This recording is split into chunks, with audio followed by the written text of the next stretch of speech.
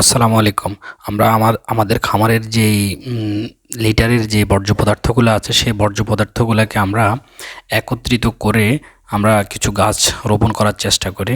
আপনারা দেখতে পাচ্ছেন যে আমাদের এখানে কিছু ফুলের গাছ এবং কিছু সবজি গাছ রয়েছে। আমরা বর্জ্য পদার্থগুলোকে প্রথমে রোদে শুকিয়ে পরবর্তীতে এগুলাকে আমরা বালতিতে ভরে বালতির মধ্যে আমরা গাছ চাষ করার চেষ্টা করি। এতে করে আমাদের মাশাআল্লাহ ভালো ফলন আসে এবং মরিচ এবং ভালো শাকসবজি আমরা উৎপাদন করার চেষ্টা করি। আমরা আমাদের খামারের এই বর্জ্য পদার্থ ফেলে না দিয়ে আমরা নিজেরা এটাকে প্রক্রিয়াজাত করে সার হিসেবে ব্যবহার করার চেষ্টা করছি।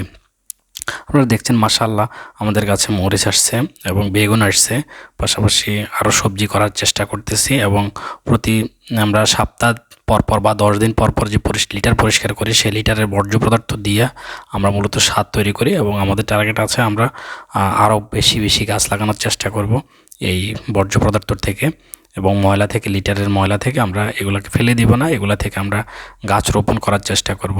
তাহলে আমাদের দুটি জিনিস হয়, একটা হচ্ছে যে আমাদের গাছ উৎপাদন হচ্ছে এবং সার হিসেবে আমরা ব্যবহার করতে পারছি বর্জ্য পদার্থগুলোকে, পাশাপাশি হচ্ছে যে আমাদের নির্দিষ্ট ময়লা আমরা এই জায়গা ওই জায়গা না ফেলে পরিবেশ দূষণ করছি না, সেটা আমাদের কাজে আসছে, ভালোভাবে আমরা কাজে লাগাইতে পারতেছি।